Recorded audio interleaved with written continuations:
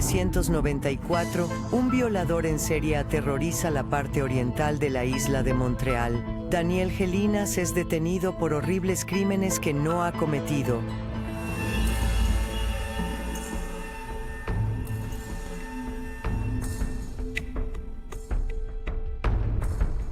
Cuando hay un peligro para la población, es evidente que la policía ejerce mucha presión.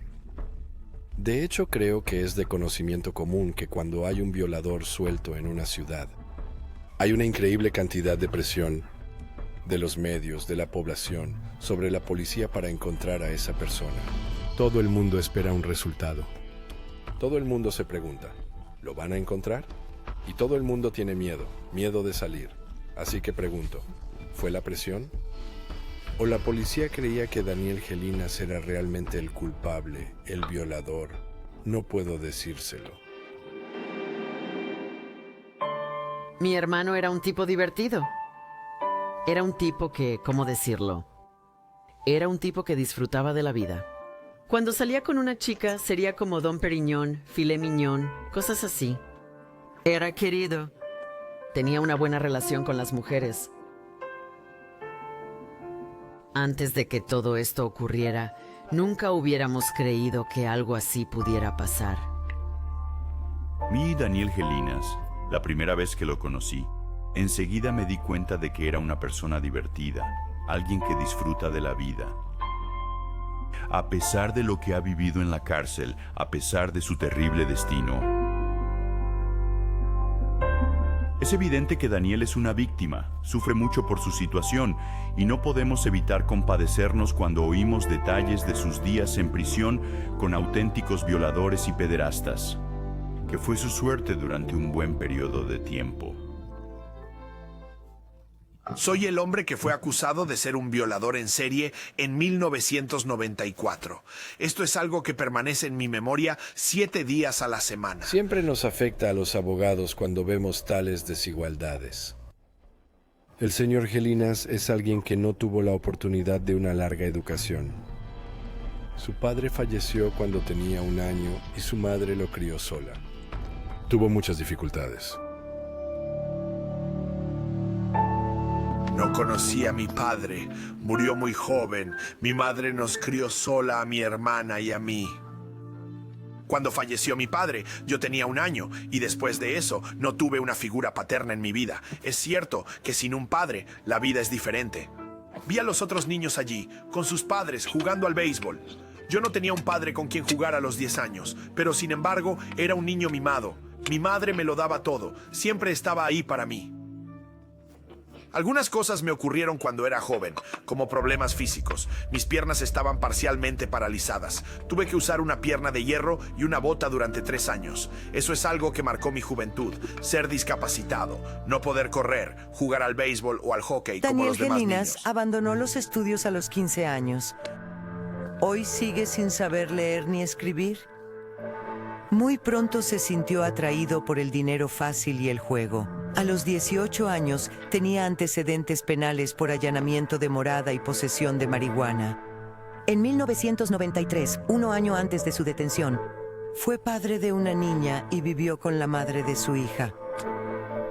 Pero un acontecimiento importante estaba a punto de cambiar su vida. Mi mujer, la madre de mi hijo, me dejó. Por otro hombre.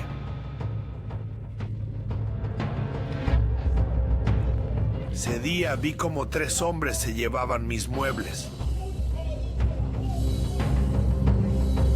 La pelea mancharía aún más el historial de Daniel Gelinas y permitiría a su expareja marcharse con su hija y todas sus pertenencias. El incidente acabaría teniendo consecuencias legales para el señor Gelinas. No supe nada de mi hija durante 7 años. ¿Cómo me sentí? Me sentí agresivo, me sentía enfadada, hostil, buscaba a mi hija por todas partes. En ese momento no lo sabía, pero se la habían llevado muy lejos, a casi 12 horas en coche de aquí. Habiéndolo perdido todo, volvió temporalmente a vivir con su madre. Empecé a beber y a apostar. Estaba en negación. Bebía para olvidar mi dolor. Me desmayaba con la bebida. Mi madre me despertaba por la mañana con una toalla y un vaso de agua y me decía, deja de hacerte esto.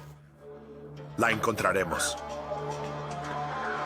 Me había convertido en un alcohólico. Bebía todas las noches en los clubes y pedía información a cualquiera, especialmente a los que conocían a la madre de mi hijo. Y todos decían que no lo sabían. No lo sabían. No sabían dónde estaba mi hija.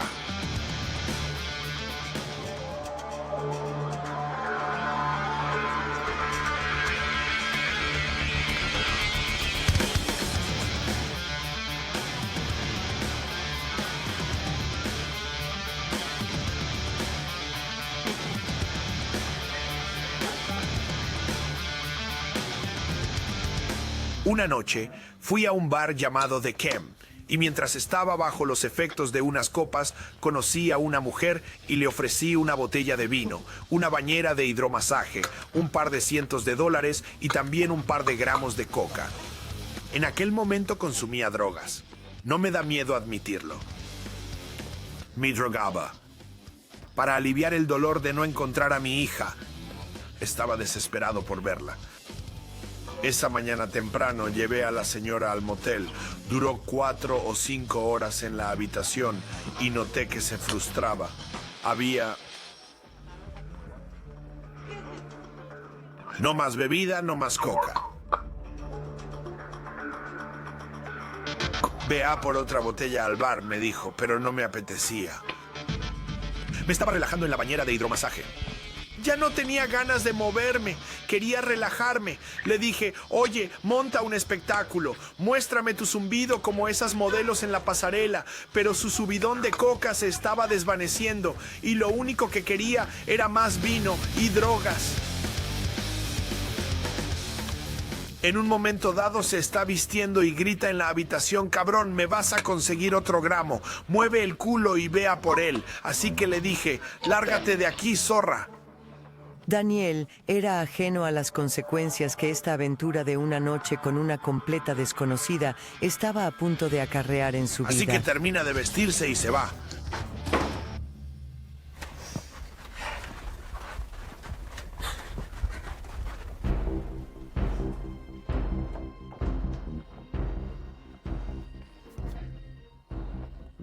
Así que va a la recepción abajo y llama a la policía.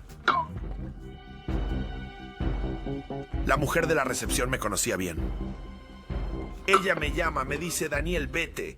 Llamó a la policía y dijo que la habías golpeado y violado. Nunca golpeé a esa mujer y nunca la violé a ella ni a nadie. Si la hubiera golpeado o violado esa mañana, la policía que vino al motel diplomático habría tomado fotos y habría hecho pruebas de ADN, así que no era verdad. Lo único que era cierto es que la vi desnuda y eso es todo. Tuvimos sexo oral, besos, tocamientos, pero sin penetración, sin violencia en la habitación. Por la mañana le conté eso a mi madre sobre la policía. Dije, anoche conocí a una chica rara y si hubiera pegado a esa mujer o la hubiera violado como ella dijo, creo que habrían hecho fotos y habrían hecho algunas pruebas, pero no lo hicieron. Lo que hice se parece más a un viaje voyeur que a otra cosa. Esa noche Daniel se durmió, pensando que esta mujer desequilibrada que busca venganza a toda costa fue simplemente puesta en su camino por la desgracia. Pero, de hecho, esa misma noche se iniciaría una cadena de acontecimientos que destrozarían para siempre su vida y su familia. La noche de la detención, el 22 de junio de 1994, a medianoche, llegaron unos 20 coches. Yo estaba durmiendo, mi madre dormía, todos dormían en casa, incluido mi padrastro. Suena el timbre y me despierto. Zumbé el botón de la puerta para que entraran y empezaron a subir las escaleras como locos. Mi madre se pregunta, ¿qué está pasando? Buscaron por todas partes, buscaban perfumes, buscaban gorras, buscaban pasamontañas, buscaban todo tipo de cosas como cuchillos. Ese violador real había atacado a mujeres con cuchillos, las amenazaba, las esposó, hizo todo tipo de cosas horribles. Me dijeron, de rodillas en la sala, arrodíllate. grité, no te muevas, estás arrestado. Luego me esposaron delante de mi madre, mi padrastro. Mi madre estaba nerviosa, estaba en estado de shock. Mi padrastro se preguntaba, ¿qué está pasando? Por supuesto, había lágrimas. Me habían esposado en el salón y me acusaban de violación. Mi madre empezó a entrar en pánico.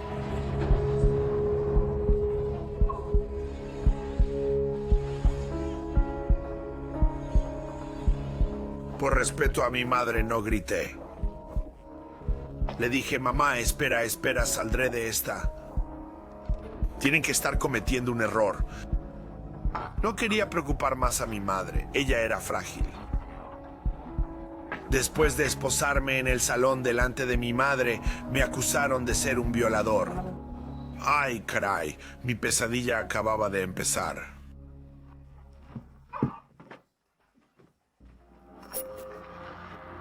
Aparentemente lo que hizo que la culpa se inclinara hacia Daniel Gelinas sería que la mujer, que habría señalado con su dedo cosas que él supuestamente hizo en un motel, una acusación falsa, obviamente.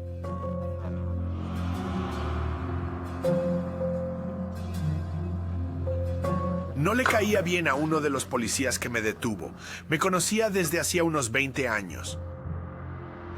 Ese policía era muy conocido en el centro. Creo que lo expulsaron de la comisaría del centro. Lo enviaron a San Leonardo, mi parte de la ciudad, donde vivo desde hace unos 40 años.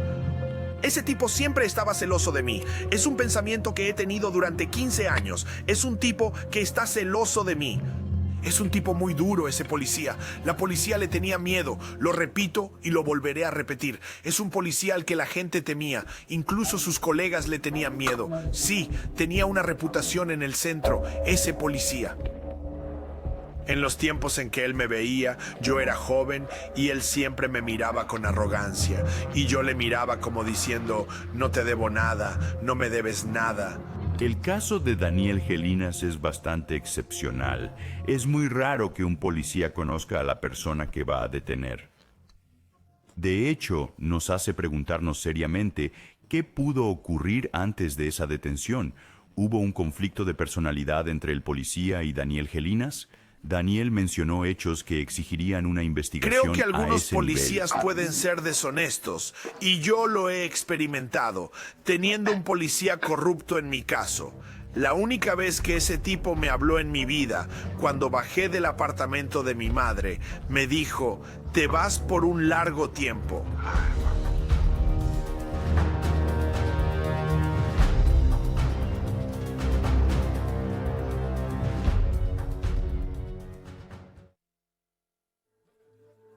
En la noche del 22 de junio de 1994, Daniel Gelinas fue detenido y acusado de ser el violador en serie que llevaba 2 años aterrorizando a la ciudad de Montreal.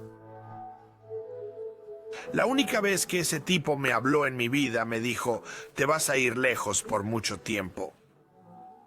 Yo miraba al policía y pensaba, hijo de puta, ¿qué me estás haciendo? Yo no podía hacer nada. Ellos son los que llevan las placas. Ellos son los que representan la ley. No podía hacer nada. Me estaba hundiendo. Fue toda una pesadilla.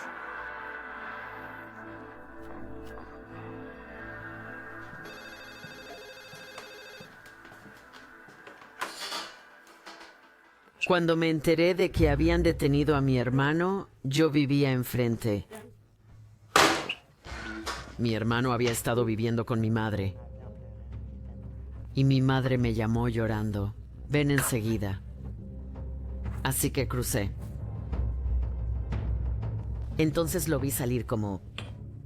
¿Cómo decirlo? No me gusta hablar de ello. Lo agarraron muy bruscamente y su cabeza se balanceaba.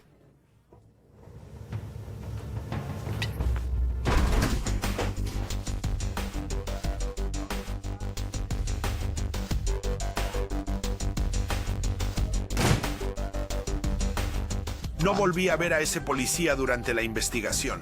Se fue de mi casa y solo le vi una vez después, cuando estuve en el tribunal del Palacio de Justicia de Montreal.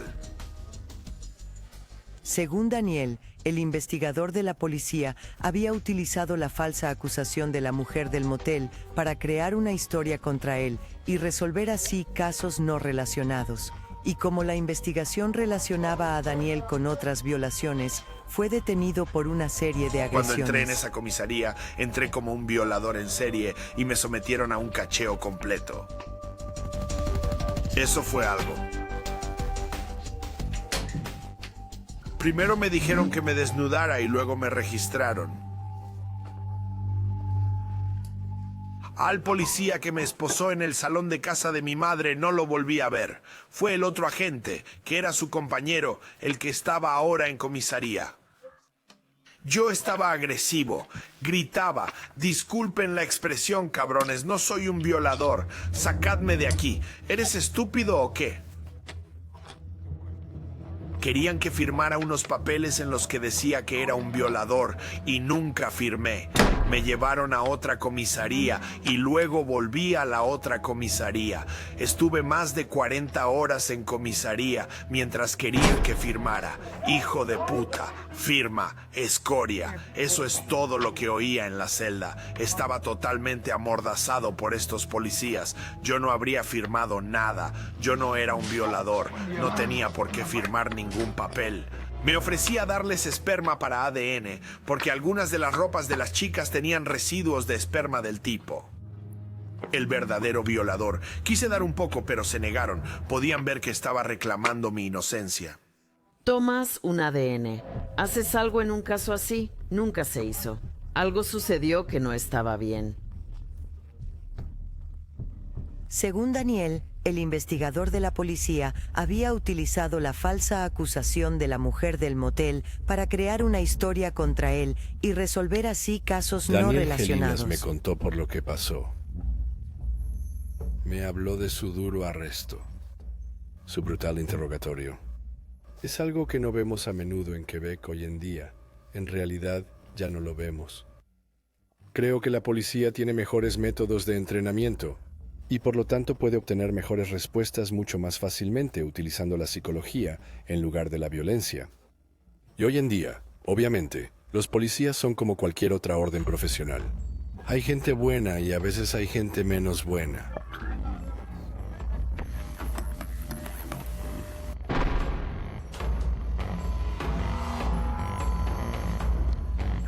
No podía llamar a mi madre y ella llamaba a todas partes buscándome, a mi padrastro también, y la policía me había llevado a otra comisaría. Mientras Daniel estaba en manos de la policía, su familia intentó conseguirle un abogado.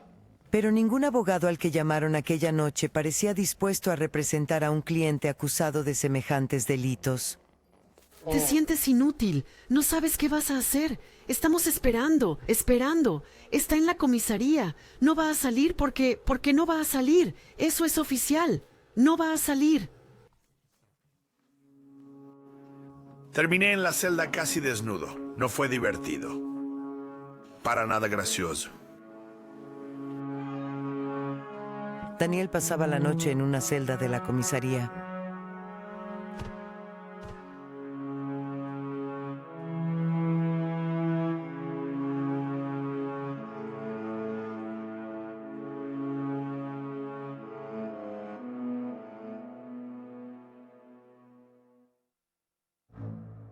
...50 horas después de ser detenido el 25 de junio de 1994...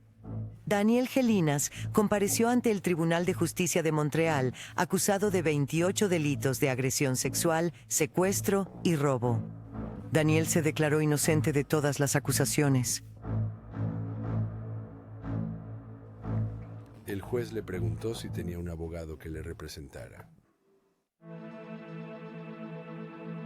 Como Daniel no tenía abogado, el juez decidió aplazar la vista de la fianza y debido a la gravedad de los delitos de los que se le acusaba, Daniel tendría que permanecer encarcelado durante todo el procedimiento.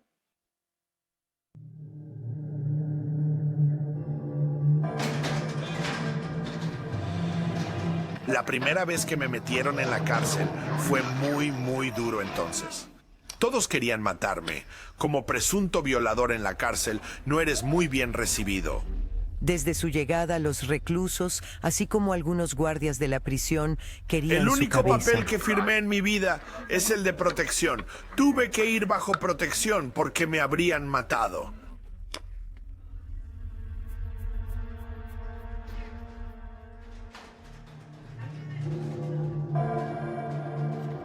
Siempre tuve que gritar mi inocencia dentro de esos muros. Vivía una maldita pesadilla. Y en prisión me llamaban el especial. Mi nombre dentro era el especial. La madre de Daniel vino a visitarle y le dijo que seguía sin encontrar abogado. Pero la providencia se volvería de repente a su favor.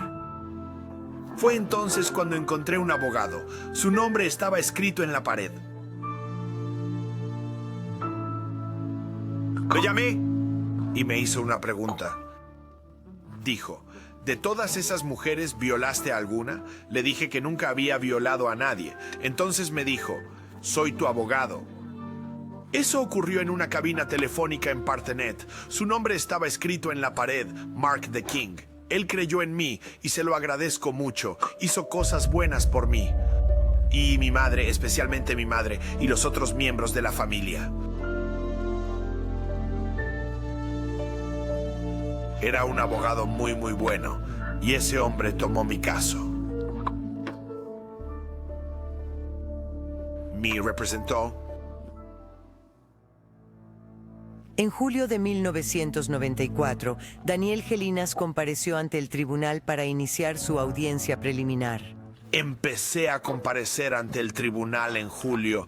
No tenía gracia. Era como otro capítulo de otra pesadilla que estaba viviendo.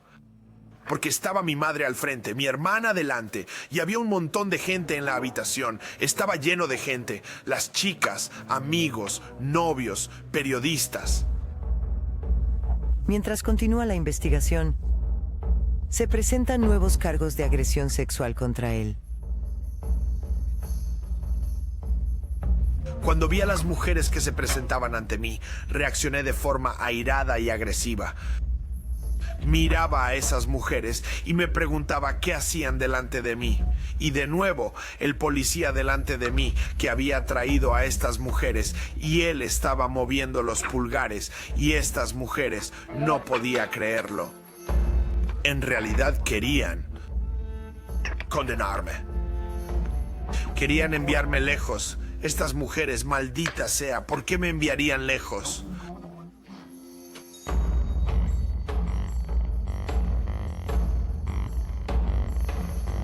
Y mi madre estaba completamente devastada. Ella estaba mirando a las mujeres, compareciendo, testificando, y estaba pensando en mi madre.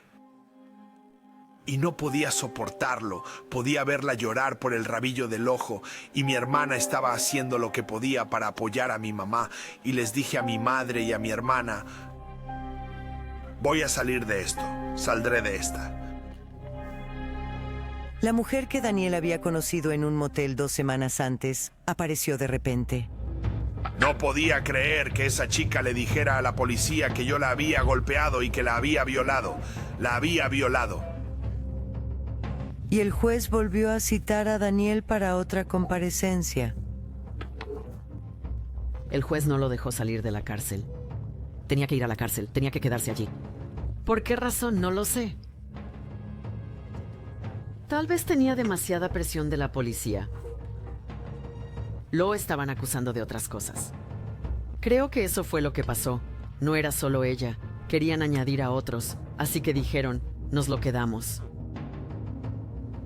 Encontramos al violador serial.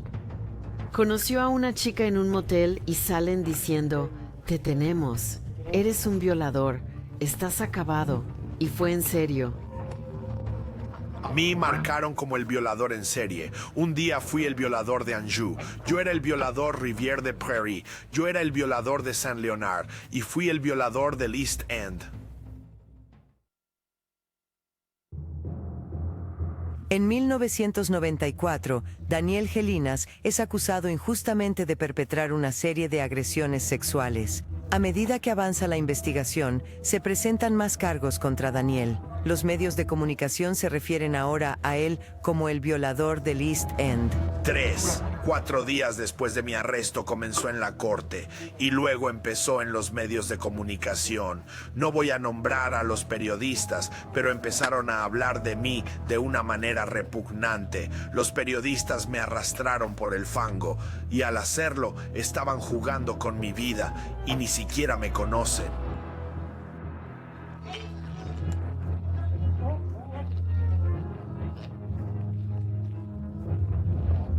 La primera vez que lo vimos en la tele fue en las noticias.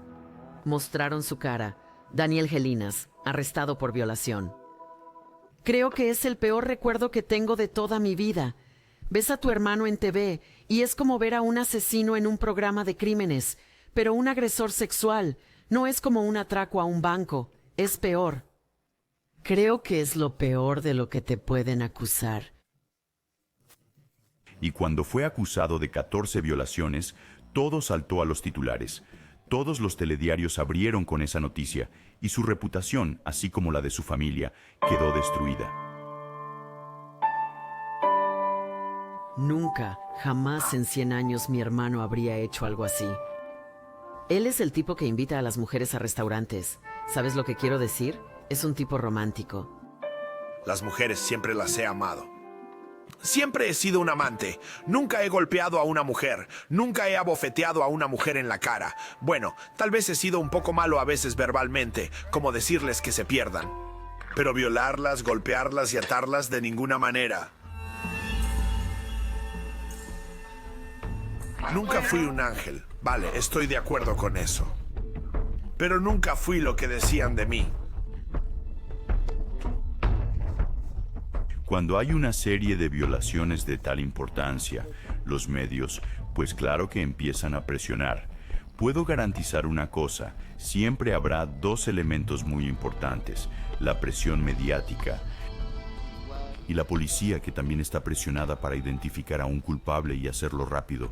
Un verdadero culpable esperaríamos, pero no quiero decir que los policías puedan chapucear voluntariamente un caso, pero a menudo hay presiones de sus superiores. Quieren encontrar a un sospechoso solo para reducir la presión mediática. Pensaban que les había tocado la lotería. Buscaban a un violador en serie, así que pensaron, ¿por qué no? Así lo vi yo. Daniel Gelinas permaneció en prisión preventiva durante toda la vista preliminar. La exposición mediática generada por su caso aumentaba las amenazas que recibía de otros reclusos. Había 40 tipos tirándome colillas y gritando: «Te vamos a matar, zorra, te vamos a atrapar». Tenía un contrato sobre mi cabeza de una banda criminal. Uno de ellos se apuntó a la custodia preventiva solo para estar cerca de mí y poder matarme. Esa noche es trasladado a la unidad de máxima seguridad de la prisión de Sorel. En la prisión de Sorel, el 80% son pedófilos, violadores, gente así, y el 20% son tipos normales. Significa que cuando entré en el patio, los 20 tipos normales querían matarme. Pero los demás, vivía con violadores y pedófilos. No era muy agradable para mí. Siempre estaba sola en una celda, 24 horas al día, 7 días a la semana. Y cuando tenía mi descanso de media hora, los guardias a los que no les caía bien me daban 10 minutos en el tejado para fumar un cigarrillo en la cárcel y de estás vuelta rodeado a mi de gente celda. que no es como tú. Son enfermos, gente enferma, y tú no lo eres. Pero te consideran como uno de ellos. No quería hablar con ellos. No quería bajar a ese nivel. ¿Qué podía decir? No había hecho nada malo. Así que cuando estás con tipos que han violado, que han atacado a niños, es serio. Piensas, ¿qué estoy haciendo aquí? Y cuando lo vimos, estaba muy deprimido. De una semana a otra, podíamos verle caer más profundamente en la depresión. Parecía devastado. Toda su cara cambió. Pensé en el suicidio. Pensé en diferentes cosas en mi cabeza. No sabía qué hacer. En lo único que pensaba era en mis padres, en mi hermana. Siempre estaban presentes en la corte para mí. Pero por desgracia me atraparon. Estaba atrapado en el sistema penitenciario. No podía luchar. Yo era solo un número y querían usarme para resolver todos sus casos sin resolver, cada uno de ellos.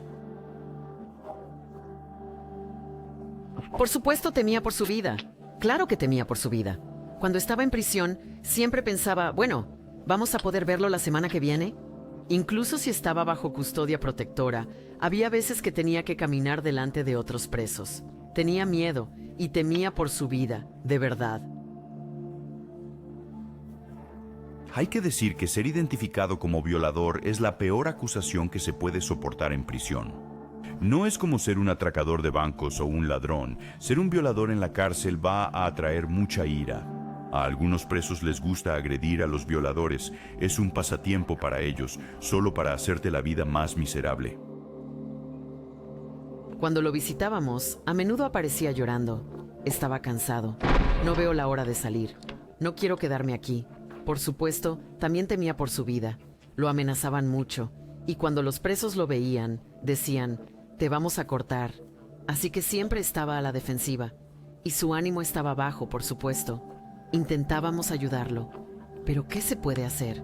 Él está ahí y nosotros aquí. No podíamos hacer nada. Nos sentíamos inútiles. Intentaba demostrarle que era fuerte, pero a veces no podía. Me gustara o no, cuando lo veía, me ponía a llorar.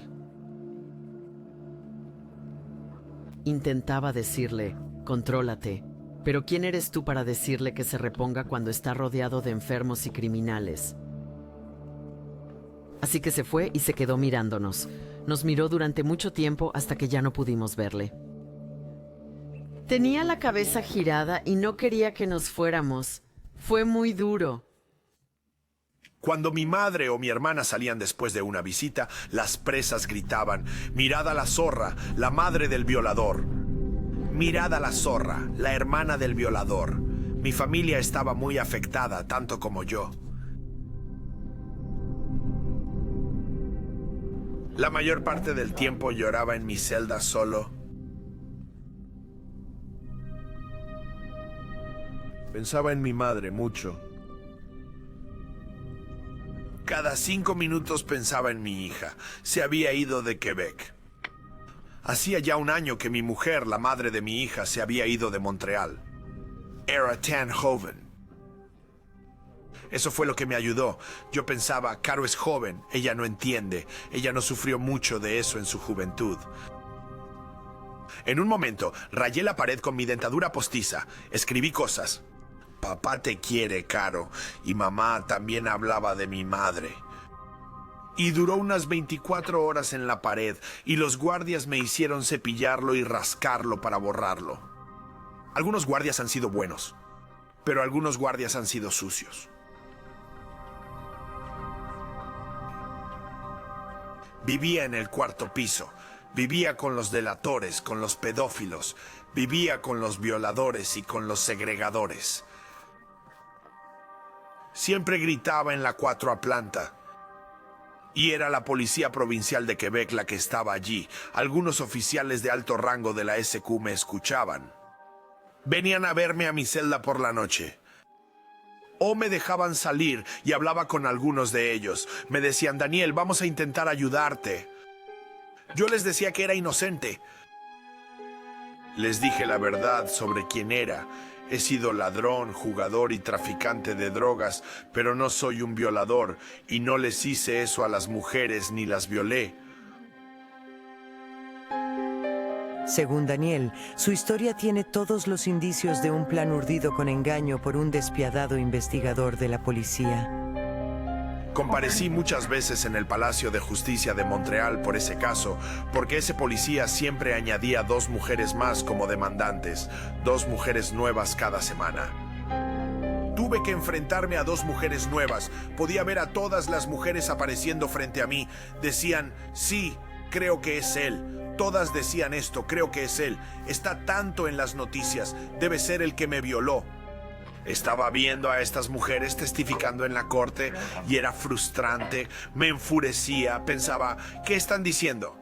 Después de la injusticia de enviar a una persona inocente a la cárcel, a una celda oscura, acabamos con que esta persona tiene que emprender acciones civiles para ser indemnizada. Y todos sabemos que esa persona es inocente y merece una indemnización. Las personas inocentes también merecen tener acceso a una terapia asequible, una terapia que pueda ser cubierta por su indemnización. Merecen algo más que un billete de autobús y una palmada en la espalda al salir de la cárcel.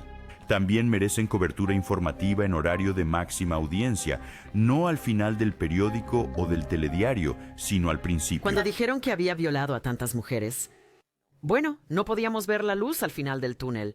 Pensábamos, tienen que atrapar a alguien. Pero al mismo tiempo nos dimos cuenta de que no pensaban así. Creen que él es el culpable. Podemos crear hipótesis sobre por qué los policías se meten con una persona cuando tienen dudas sobre su culpabilidad. Hay que decir que el sistema de investigación recompensa a los investigadores que son capaces de cerrar sus casos, es decir, identificar y condenar a los culpables. Solo una persona testificaría a su favor. La mujer que me alquiló la habitación en el motel vino a declarar ante el juez. Ella vino a decir: Su señoría, conozco muy bien a Daniel Gelinas. Es un hombre que respeta a las mujeres y que las ama. Siempre está con mujeres hermosas. Bueno, cuando esa mujer dijo eso de mí, el juez dijo: Señorita, ¿habla en serio lo que me está diciendo esta mañana? Ella dijo: Sí, señoría. Pero el juez no quiso considerarlo y el fiscal de la corona llamó a la siguiente testigo, la madre de su hijo. Mi mujer, ¿sabe lo que hice cuando se puso delante de mí? Mi mujer, la madre de mi hijo, vino a testificar. Me levanté. Oh, todos los periodistas estaban allí. Mi abogado, Mark Level, estaba allí. Entró en pánico. Me levanté en el tribunal. Lo miré y le dije: ¿Ella? No quiero oírla. Y me fui. Fui a la parte de atrás. Abrí la puerta. Ya había 40 tipos que querían matarme. Los guardias me llevaron abajo. Mark dijo: «Estás loco. ¿Qué haces?» Yo dije: «¿Qué hace ella aquí? La madre de mi hijo viene a testificar.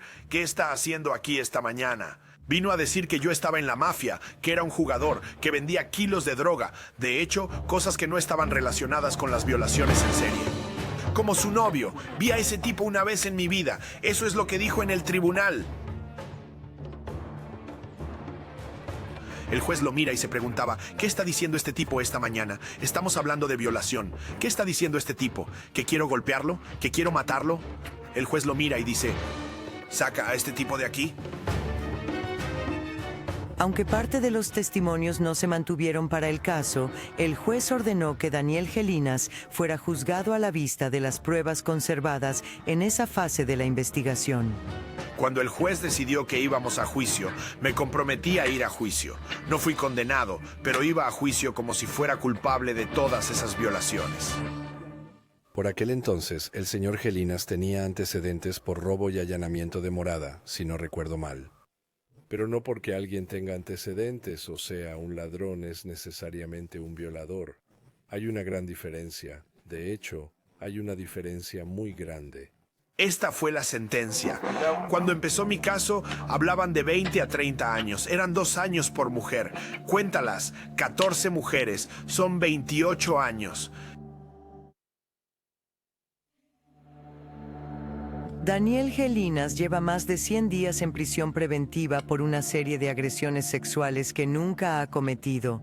Pero su pesadilla está a punto de terminar porque los investigadores policiales han atrapado por fin al verdadero agresor. Recuerdo la infame historia de Bonamy. El hermano del boxeador Bonamy había hecho una confesión por escrito y se había ahorcado en su celda. En su carta, Sylvain Bonamy había confesado haber agredido a todas las mujeres excepto a 2 de ellas, la expareja de Daniel y la mujer del motel. Como las investigaciones de ambos casos estaban sin resolver, Daniel Gelinas tuvo que permanecer en la cárcel hasta que los fiscales tuvieran la seguridad de que las 2 mujeres no habían sido agredidas sexualmente. Cuando supe que habían detenido al verdadero culpable, grité en la celda. Gritaba que mi abogado me había salvado la vida y la actitud de los guardias hacia mí cambió enseguida. Como yo reivindicaba mi inocencia, intentaba contar mi historia. Y cuando se enteraron de que habían detenido al verdadero violador, me quité un gran peso de encima. Daniel Gelinas seguía detenido, estaba en prisión, y la investigación continuaba en ese momento. Y el caso de Daniel Gelinas volvió al ruedo judicial casi 3 semanas después. Hicieron falta 20 días más para que no se le imputaran cargos de agresión sexual por los 2 casos restantes. El 27 de octubre de 1994, cuando salí de aquel tribunal, estaban mi abogado, el fiscal, el juez, mi madre y mi hermana. Y nada más. No había policía, ni periodistas, ni medios de comunicación. Nada más.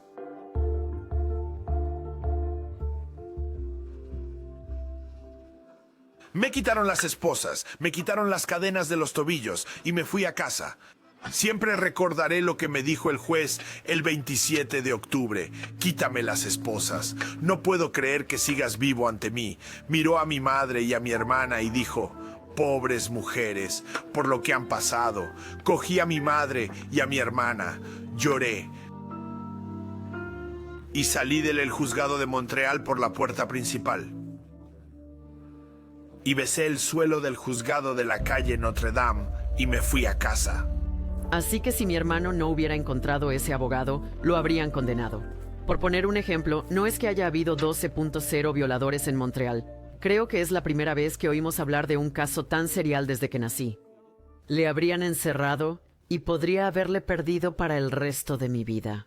El hecho de que el verdadero violador confesara los crímenes libera a Daniel Gelinas de toda duda. Era inocente.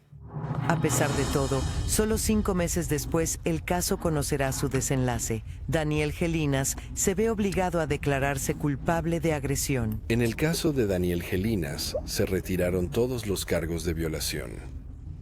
Y el señor Gelinas aceptó declararse culpable de... y una acusación de amenazas a la pareja de su exmujer. Y agresión a su exmujer. Y por ello recibió una condena de 100 horas. De trabajo a realizar en la comunidad. No quería declararme culpable, pero tuve que hacerlo porque Mark me dijo: vamos a terminar con esto. Es agresión simple, amenazas. Así que me declaré culpable. Ni siquiera quería declararme.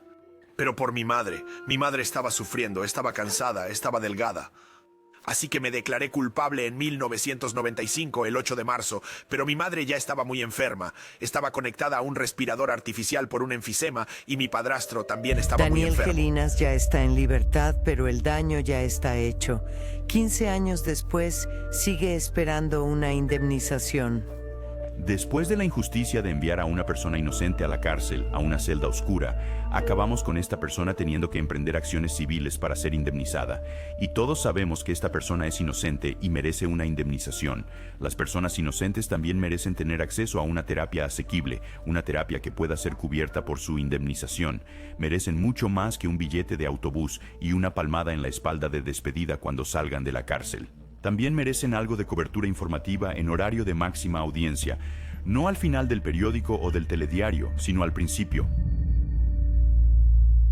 El daño ya está hecho y tendré que vivir con el estigma el resto de mi vida. Y durante el resto de mi vida habrá gente que siempre tendrá dudas. Escucha, tengo muchas secuelas. Me repito todo el tiempo. Pienso en ese policía 7 días a la semana que ha puesto todas esas acusaciones delante de mí.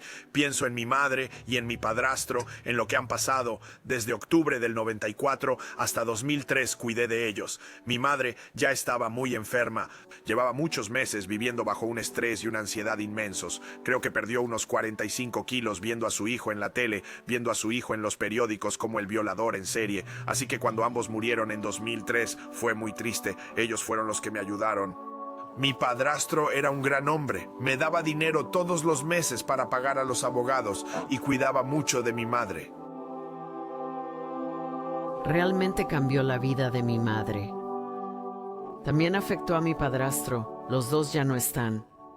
Pero también me afectó a mí. Y me hizo hacer cosas estúpidas. No lo acepté entonces y nunca lo haré. Hoy, vale, lo he superado. Pero sigo pensando lo mismo. Destrozó nuestras vidas. Lo que deseo al final es que me compensen por lo que me hicieron pasar. Destruyó mi vida, destruyó mi familia. Vació mi cuenta bancaria. Vació la cuenta bancaria de mi familia. Lo soporté durante 140 días, 24 horas al día, 7 días a la semana, aislado, temiendo por mi vida y con una pena de 30 años de cárcel. ¿Y para qué? Merezco ser compensado por sus errores. Quizá digan que el dinero es la raíz de todos los males, pero para mí, me ayudará. Me ayudará a sanar. Me ayudará a quitarme este gran peso de encima. Déjame empezar de nuevo, deshacerme de esta rabia y hacer algo positivo con el resto de mi vida. Tras 5 años de separación, Daniel encontró por fin a su hija, con la que mantiene una estrecha relación desde 1998. Ha intentado llevar una vida normal, pero el recuerdo de su doloroso pasado permanecerá el resto de sus días.